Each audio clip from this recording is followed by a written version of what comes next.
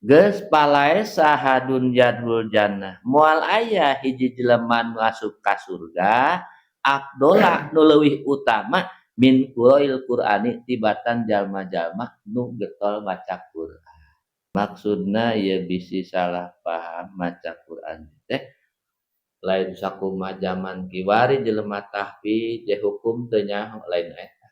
Laju ibadah deui sakumaha aturan Qur'an. Tingkah pola sakumaha aturan Qur'an. Kakarak maca Qur'an. Tahfidz doang mah teu nyaho hukum teu kaasup ka dieu. Teu nyaho hukum komo akidahna balepotan. Moal kabawa maca Qur'an. Jadi kudu akidah heula. Akidahna ahlus sunnah wal jamaah.